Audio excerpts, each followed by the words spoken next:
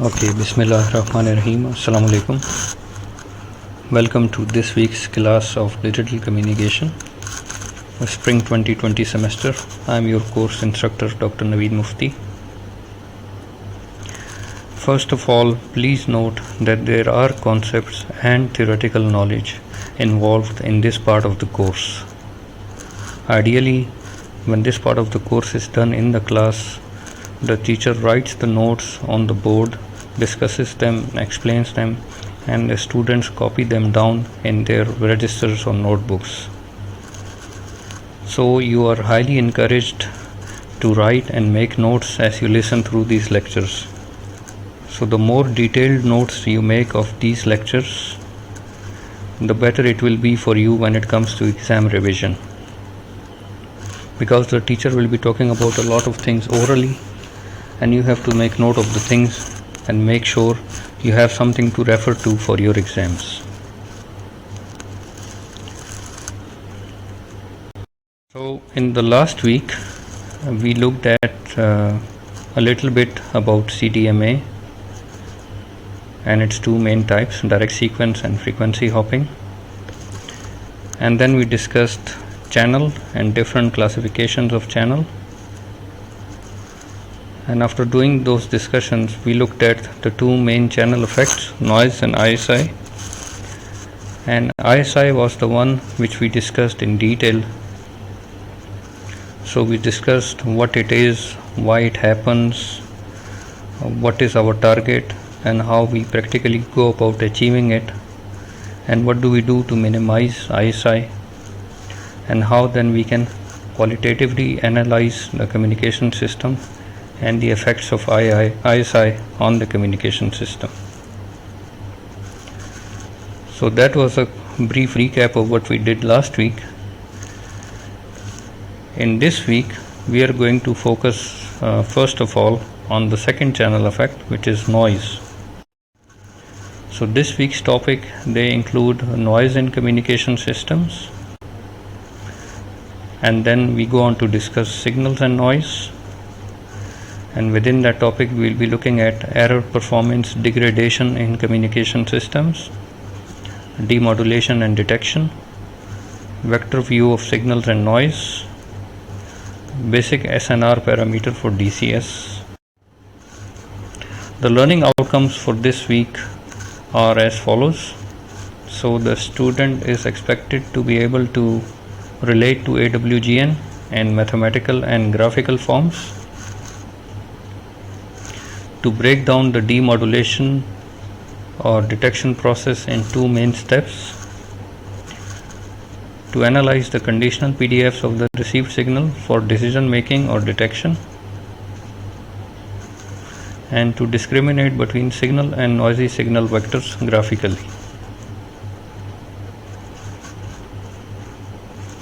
And finally, to select EB by N naught as the SNR parameter for digital communication system.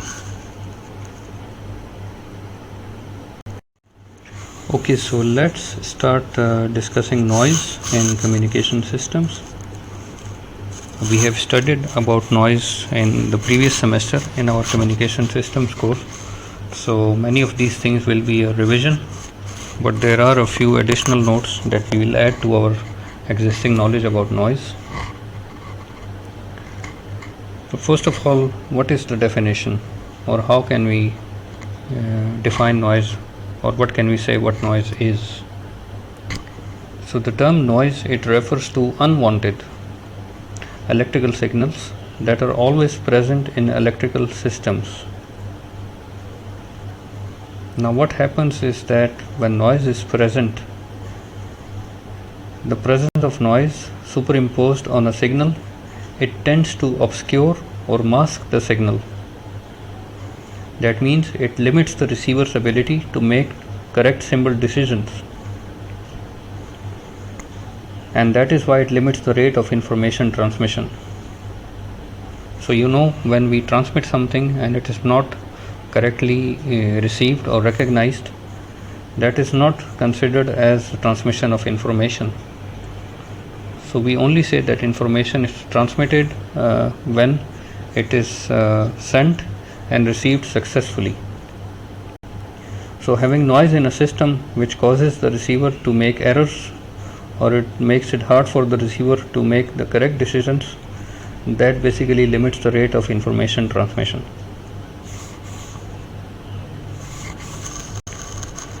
So where does this noise come from? So noise, it arises from a variety of sources. Some of them are man-made and some of them are natural. So the man-made noise, it includes such sources as for example, ignition noise by spark plugs, or switching transients when we are turning the power supplies on or off, or switches on or off, or other radiating electromagnetic signals, for example signals getting coupled into the high tension power cables. So there are a lot of examples, and we discussed this in the previous semester. Similarly, there are many examples of natural noise, but they include such elements as the atmosphere, the sun, and other galactic sources. So there are man-made and natural sources of noise.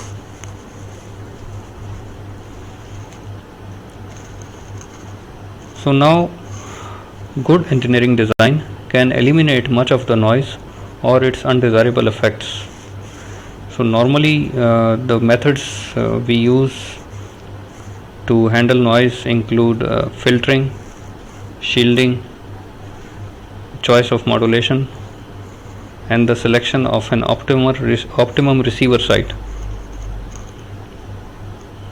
For example, when we are dealing with deep space, very sensitive radio astronomy communication, so our radio astronomical measurements are typically located in very remote desert locations, so that we are far away from man-made noise sources.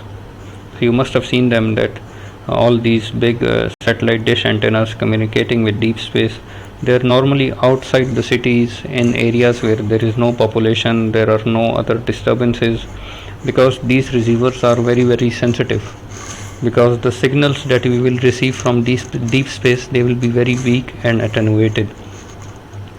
So that is how we, for example, select an optimum receiver site. So there are techniques of reducing or eliminating noises, but there is one type of noise, we have also studied that in previous semester. There is one natural source of noise called thermal or Johnson noise that cannot be eliminated. This thermal noise is caused by the thermal motion of electrons in almost all dissipative components, so in resistors, wires, and other things. So the same electrons that are responsible for conducting electricity, they are also responsible for thermal noise. And as we discussed in the previous semester in communication systems, basically this noise exists above absolute zero temperature. So above 0 degrees Kelvin or above minus 273 degrees centigrade, thermal noise will exist. So it cannot be eliminated.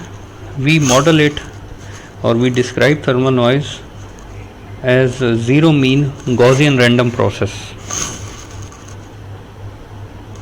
Now what is a Gaussian random process? A Gaussian process n of t is a random function whose value n at any arbitrary time t is statistically characterized by the Gaussian probability density function.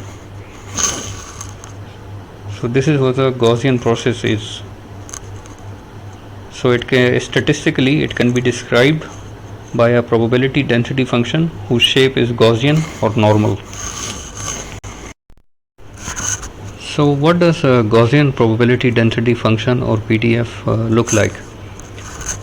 First of all, if you look at its mathematical form, this is what it looks like. So the PDF of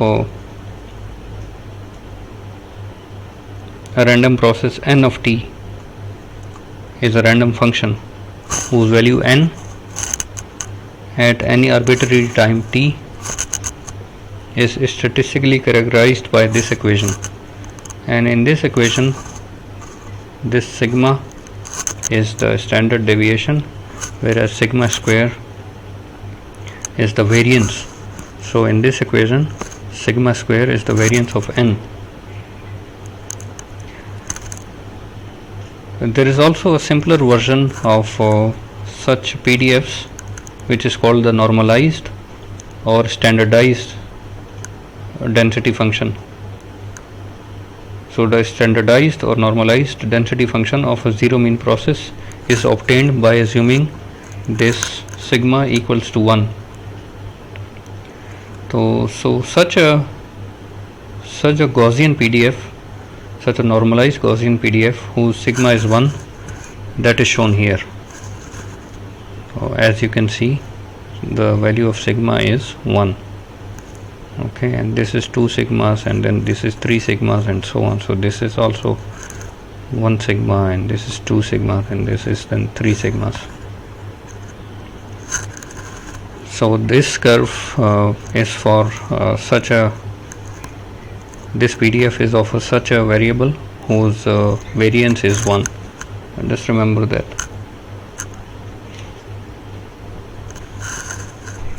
And as you can see, we've also discussed this briefly in the previous semester. This is also called normal distribution, or it is called Gaussian distribution. And this one particular, where on the y-axis we have probability, and on the x-axis we have got the values of the random variable. So when we say that we model thermal noise as zero mean Gaussian random process, so what we are trying to say is that we model thermal noise as having such a shape of its probability density function. So the probability of this value is the highest, and this value here is normally the value of the mean of the random variable, or the average of the random variable. So we say that it is zero mean.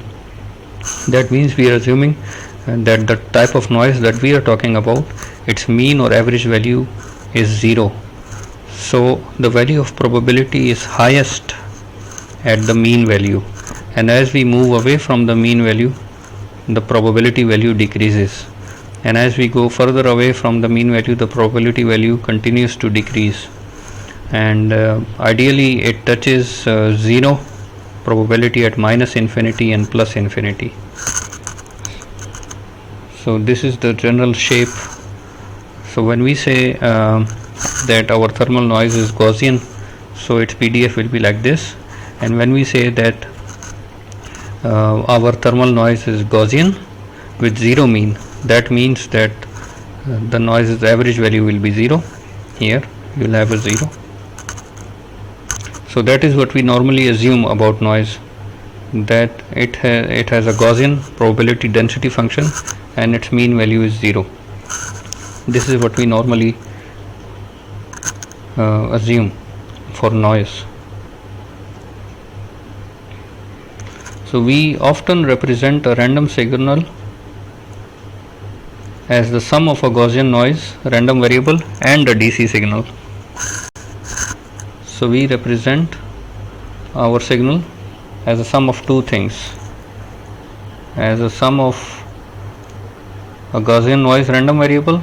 So we will have noise represented by its value n can be anything, as you can see. So noise can take any value, and we represent our own, talking about digital communication. So we, for example, represent our signal with a fixed value a.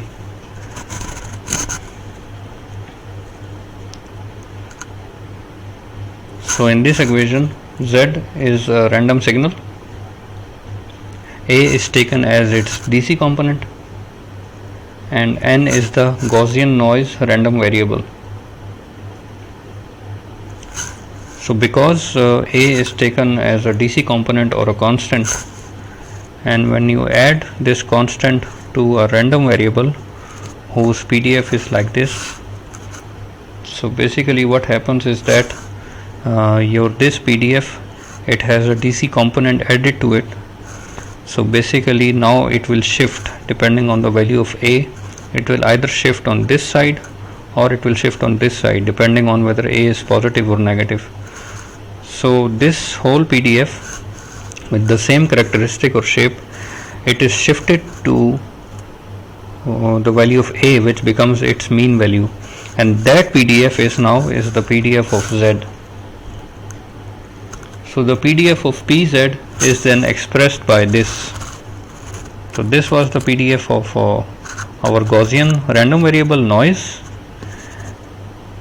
But let's say that the signal we receive is noise added into our original signal, we call it A. So what we receive is Z. So its PDF will be represented by P of Z, and as you can see, the difference between them is their mean. Here it has changed. So here instead of N, now we use Z minus A from this equation, because that is the value of N. So in this equation, as before, this sigma is standard deviation, whereas sigma square is the variance of N. So the Gaussian distribution is often used as the system noise model, and it is based on a theorem called central limit theorem that you have studied, which states that under very general conditions the probability distribution of a sum of j statistically independent random variables approaches the Gaussian distribution as j approaches infinity, no matter what the individual distribution functions may be. Therefore, even though individual noise mechanisms might have other Gaussian distributions, the aggregate or the collection or the sum of such mechanisms will tend towards the Gaussian distribution. So that is what we assume.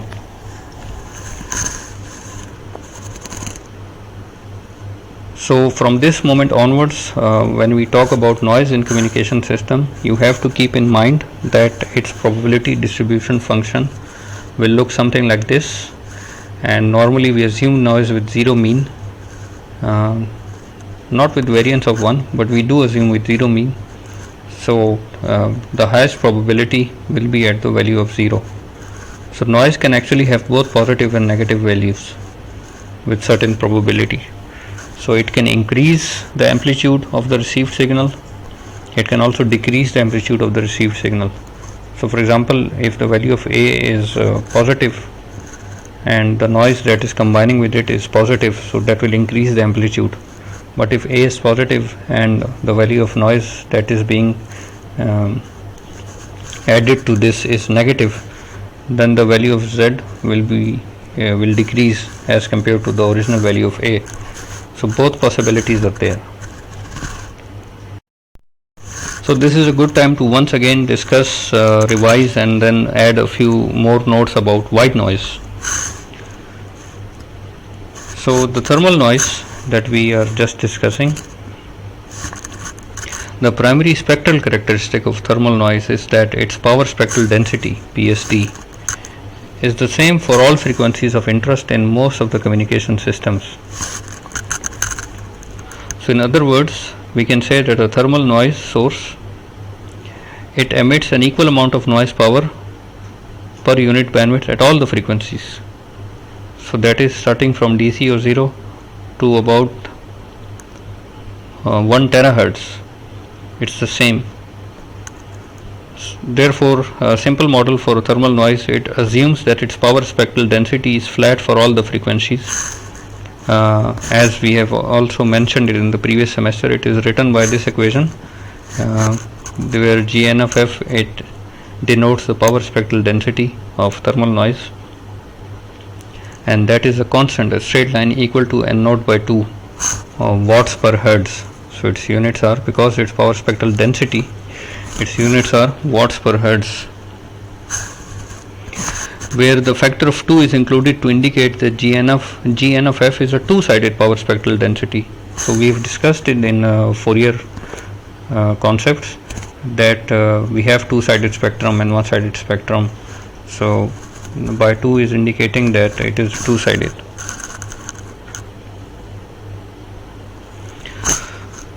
So this is what it looks like basically. So as you can see, GNFF indicating the power spectral density of thermal noise, and basically it's a straight line.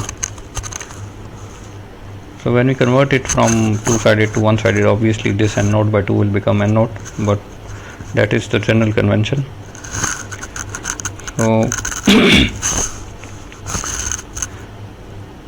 So when the noise power has such a uniform spectral density, uniform spectral density. So when the white noise has such a uniform spectral density, when the noise power has such a uniform spectral density, we refer to as white noise. So this is the definition of white noise, that any type of noise when its noise power shows such a uniform power spectral density, we call it white noise.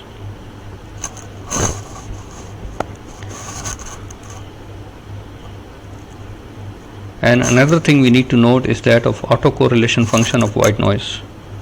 So that is something that you might have studied in signal system and in DSP. So the autocorrelation function of white noise is given by the inverse Fourier transform of the power spectral density of the noise. So autocorrelation function is basically the inverse Fourier transform of the noise power spectral density. That means if we consider its time domain equivalent, taking its inverse Fourier transform, that will be called autocorrelation function. So that is the inverse Fourier transform of noise power spectral density. As you can see here, that's the symbol for inverse Fourier transform, and that is equal to, as you know, an impulse or a delta function.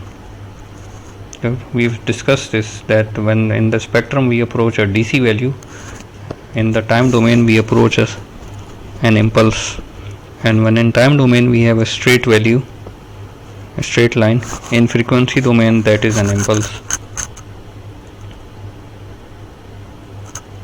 So the autocorrelation of white noise is basically a delta function multiplied by a factor of n naught by 2, and it occurs at tau is equal to 0 as shown here. And you have to note that this autocorrelation function is 0 for all the values of tau which are not equal to 0, which means that any two different samples of white noise, no matter how close together in time they are taken, they are not correlated, because the value of their autocorrelation will come out to be 0. And then a last note on the average power of white noise. So the average power Pn, denoted by Pn, n for noise. So the average power Pn of white noise is infinite, because its bandwidth is infinite. So when you want to calculate the value of average power, you have to integrate the power spectral density, and when you integrate the power spectral density, basically that's what you get, because its bandwidth is infinite, it is extending for all the frequencies, so that's what we get. So what you have to remember at the end is that white noise is a useful concept, but in reality no noise can be truly white. They can be approximated as white noise, but they cannot be truly white. I mean, you cannot have a perfectly straight line of power spectral density. But the noise encountered in many real systems, it can be assumed to be approximately white.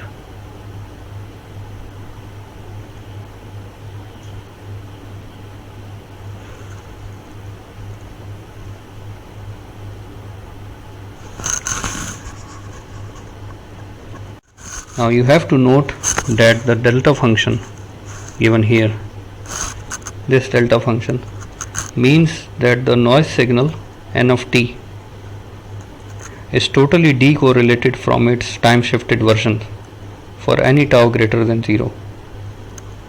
So this indicates that any two different samples of white noise process are uncorrelated. So since thermal noise is a Gaussian process and the samples are uncorrelated, the noise samples will also be independent. So therefore, the effect on the detection process of a channel with additive white Gaussian noise is that noise affects each transmitted symbol independently. And when that happens, when noise affects each symbol independently and the noise on the previous symbol is not at all correlated to the noise on the current symbol, and the noise that is affecting the current symbol is not at all related to the noise that will affect the next symbol, such a channel is called memoryless channel. Also, please note that the term additive, it means that the noise is simply superimposed or added to the signal. So don't think about any sort of multiplication or modulation going on between your signal or noise. Noise is simply added to your system. So because thermal noise is present in all communication systems and is the most prominent noise source for most systems, so the thermal noise characteristics, what are they? Additive, white and Gaussian. They are most often used to model the noise in communication systems. Since zero mean Gaussian noise is completely characterized by its variance, so this model is particularly simple to use in the detection of signals and in the design of optimum receivers. So in this course, if it is not stated, some other thing is not stated, we will assume that the system will be corrupted by additive white Gaussian noise with zero mean. Okay, so that's what you need to remember. The noise that we will assume is AWGN with zero mean.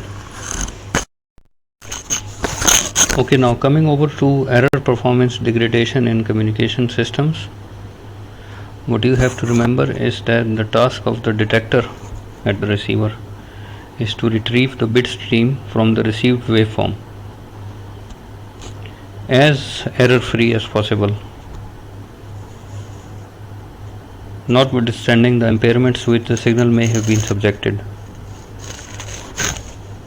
तो जो भी उसके पास waveform receive हो रही है उसमें से सही बिट सीक्वेंस को रिट्रीव कर लेना, ये मेन टास्क है डिटेक्टर का. तो किस बिट इंटरवल में कौन सी बिट है, 1 है कि 0 है, वो सही तरह से डिटेक्ट कर लेना विदाउट एरर्स. ये मेन टारगेट और टास्क है डिटेक्टर का रिसीवर पे. So there are two primary causes for error performance degradation at the receiver. The first is intersymbol interference. So that is the effect of filtering at the transmitter and the channel and the receiver. We have discussed it previously. So we have a non-ideal system transfer function which causes the symbols to spread into other symbol intervals, which is called ISI or intersymbol interference. The other cause for error performance degradation is electrical noise and interference produced by a variety of sources, जिसमें man made और natural दोनों किस्म की sources involved हैं. So the sources may include such as galaxy and atmospheric noise, switching transients, intermodulation noise, as well as interfering signals from other sources. तो यहाँ पे हमने इंटरफेरेंस को भी इसी इलेक्ट्रिकल नॉइज़ वाली कैटेगरी में डाल दी. So what we have to remember is that with proper precautions, much of the noise types and interference types entering a receiver can be reduced in intensity or even eliminated. But there is one noise source that cannot be eliminated, and that is the noise caused by the thermal motion of electrons in any conducting media, which produces what we call thermal noise. So that is present in almost all electrical electronic circuits and amplifiers and circuits, and it corrupts the signal in an additive fashion. So the primary statistical characteristic of thermal noise we have studied right now is that the noise amplitudes are distributed according to a normal or Gaussian distribution. और हमने figure भी देखा पिछली slide पे. So in this figure it can be seen that the values with the highest probability are those near to zero. So small amplitudes, small positive or small negative values, they have the highest probability. So in theory the noise can be infinitely large, but very large noise amplitudes are very rare, they have a very low probability. So that's one thing you have to remember. The other thing is that the primary spectral characteristic of thermal noise in communication systems is that its power spectral density, which is two-sided, that is uniform or flat for all frequencies of interest. That is another thing you need to remember. So when the noise power is characterized by such a constant power spectral density, we call it white noise. Or since thermal noise is present in all communication systems and that is the predominant form of noise source in many systems, so the thermal noise characteristics which include additive, white, Gaussian, they are most often used to model the noise in the detection process and in the design of receivers. So we assume that the noise that affects our communication system is AWGN. So whenever a channel is designated or called as an AWGN channel, so we are being told indirectly that the type of noise that is affecting our signal will be the thermal noise. So that's what we need to remember. Okay, so now let us come over to the process of demodulation and detection, which happens at the receiver. And we can have any type of binary system. It could be a baseband or a passband system. It doesn't matter whether it is baseband or passband. We will still have two waveforms, and within a signaling interval denoted by capital T, one of those waveforms will be transmitted and received,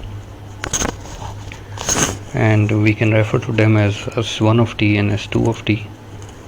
S1 of T, for example, for a binary 1, and S2 of T for a binary 0. So for any binary channel, the transmitted signal over a symbol interval, and the symbol interval is from, let's say, 0 to capital T. So any transmitted signal over this symbol interval, that can be generally represented by Si of T, and that Si of T is equal to S1 of T within the interval from 0 to capital T when we have a binary 1, and that Si of T could be equal to S2 of T for binary 0. In other words, this. So generally we can call it Si of T, where for binary I can be 1 and 2. So this is the notation for transmitted signal. Now obviously when that is transmitted, it travels through the channel, and the channel degradations, they will contribute to that. So the received signal will not be exactly the same. The received signal R of T, that will be degraded.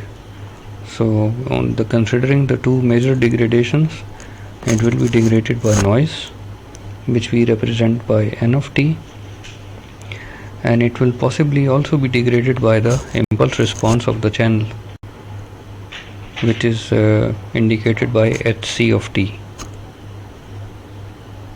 So in that case, if it is degraded by both noise and the impulse response of the channel, we can represent R of T as Si of T convolved with Hc of T and plus the additive noise added.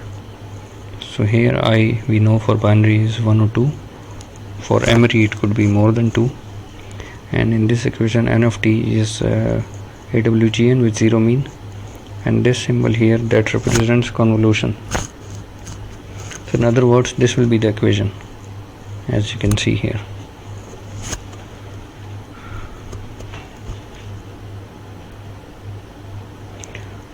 So for binary transmission over an ideal channel which is distortionless, so in that case convolution with Hc of T, it will produce no degradation, because for the ideal case Hc of T is an impulse function.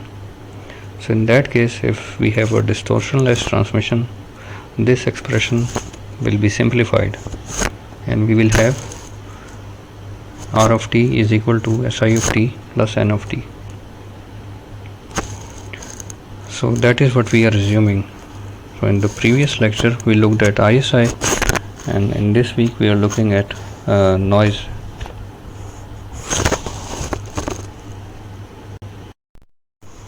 So this figure here, it shows the typical demodulation and detection functions of a digital receiver. So as you can see, there are two main steps.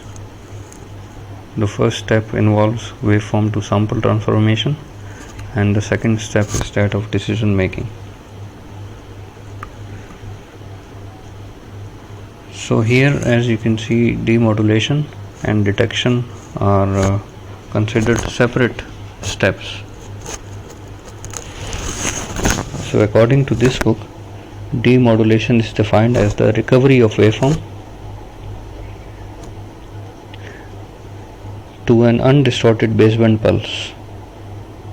So from the waveform, when we are recovering a pulse, that is why it is called waveform to sample transformation. Okay, we have a baseband pulse at the end of this process, and when we take a sample of that pulse. So this process up until here is called demodulation and sampling, and then we have the detection as a decision making process of selecting the digital meaning of that waveform. So it is clear that these two processes are not the same. That is what you need to remember. So demodulation is the first step, followed by detection, which is decision making. So you can see there is a frequency down conversion block, which is optional, because you will only need frequency down conversion when you have done frequency up conversion at the transmitter. So if there is band pass modulation involved and we have band pass signals, only then we need frequency down conversion. So it is only needed for band pass signals. For baseband signals it's not needed, so it will be skipped.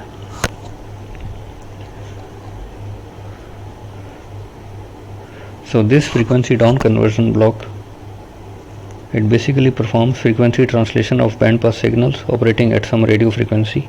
So it will bring them down from the higher radio frequency to the original frequencies of the baseband frequencies.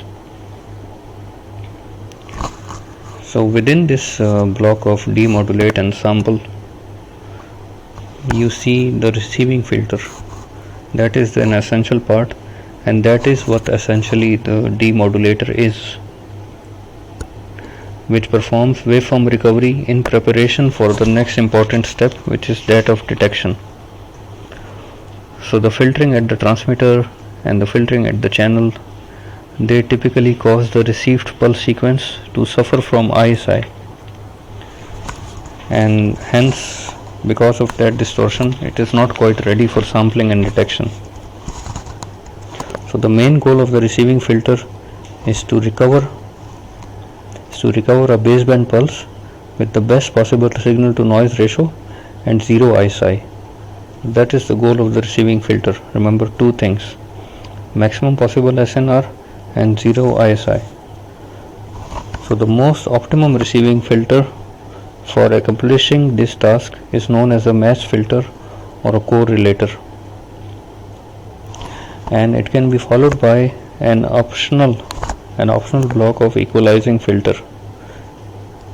It is only needed for those systems where channel induced ISI can distort the signals. So if there is channel induced ISI, we will need it, so that is optional as well. It depends how bad the channel is. So the receiving filter and the equalizing filter they are shown as two separate blocks here, so in order to emphasize their separate functions, but sometimes they are also grouped together. So even when you are using equalizer, we can have a single filter designed who can do both tasks, and the task of that filter will be to compensate for the distortion caused by both the transmitter and the channel. So any channel induced ISI, we use equalizing filter. For any distortion caused by the transmitter, we use the receiving filter. But when we are using a device to handle both types of distortions caused by the transmitter and the channel, we can have a composite filter. So such a composite filter is sometimes referred to as simply the equalizing filter or the receiving and equalizing filter. So just remember that. and then we have the sampling, and then we have the detection. So this figure basically it highlights the two steps in the demodulation or detection process. Step 1, as you can see, is waveform to sample transformation. So that is basically made up of the demodulator followed by the sampler. So at the end of each symbol duration capital T, the output of the sampler here, which is known as the pre-detection point, it gives us a sample Z of T, which is called test statistic. So this Z of T has a voltage value directly proportional to the energy of the received symbol and inversely proportional to noise. So in step 2 here, a decision is made, which is called detection. A decision is made regarding the digital meaning of the sample. So we assume that the input noise is a Gaussian random process and that the receiving filter in the demodulator, that is linear. So a linear operation, when performed on a Gaussian random process, will produce a second Gaussian random process. So hence the filter output is Gaussian also. So the output of step 1, that gives us Z of T, and Z of T is can be written as per this equation. Z of T is equal to AI of T plus N naught of T, where AI of T, this here is the desired signal component. Remember, it's a binary signal, so it will have two levels. So AI of T represents one of those levels received. So that is the desired signal component, and N naught of T, that is obviously the noise component. To simplify this thing, sometimes we just write it as Z is equal to AI plus N naught. So the noise component here, this is a zero mean Gaussian random variable, and because this is a zero mean Gaussian random variable, that makes our Z of T a Gaussian random variable, but now it will not have a zero mean. So depending on the value of AI of T, it will have a mean of either A1 or A2. It depends on whether a binary 1 was sent or a binary 0 was sent. So this is the time to recall the PDF, the mathematical form of the PDF of the Gaussian random noise. So if we want to express the PDF of the Gaussian random noise N naught, that will be expressed by the equation as coming on the next slide. So here we have, first of all, let us look at this, which is the PDF of the Gaussian random noise N naught. That is the expression of the PDF for that, and where sigma naught square is the noise variance. So if symbol S1 was transmitted, so that becomes a conditional PDF. So if symbol S1 was transmitted, then the PDF of Z can be written as this, assuming that S1 was transmitted. So A1 basically represents a distorted version of S1, and A2 represents a distorted version of S2.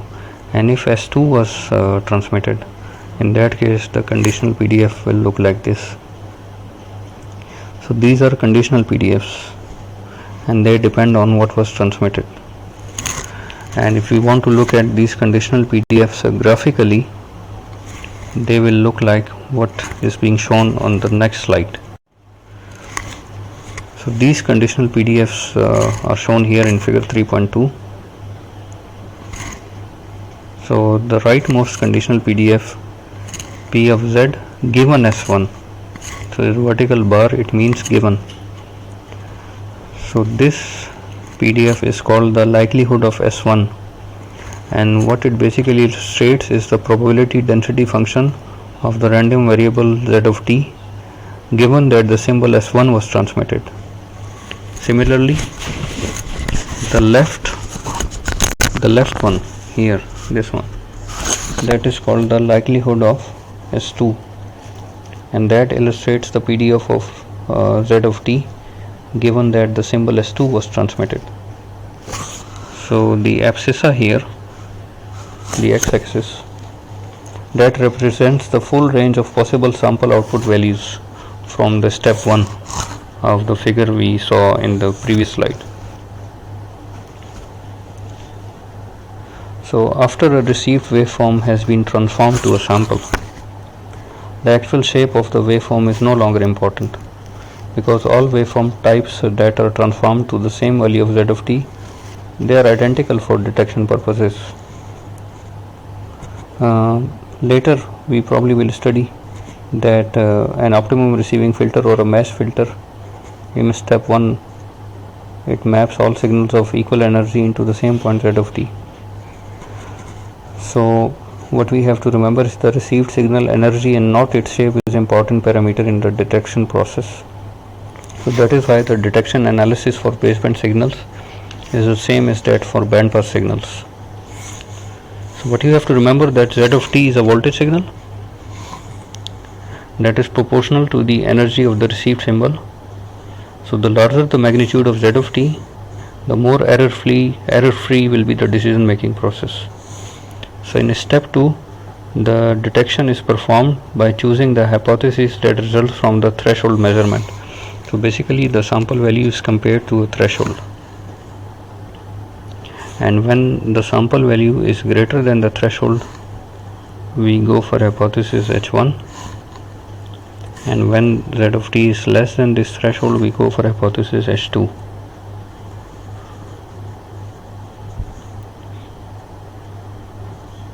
So if z of t is equal to gamma, then the decision can be arbitrary. So for example, if z of t is greater than this gamma, we will go for H1. So choosing H1 is equivalent to deciding that signal S1 of t was sent. So in simple words, if z of t is greater than gamma, we will decide in favor of H1, and choosing H1 in turn implies that the receiver will decide that signal S1 of t was sent.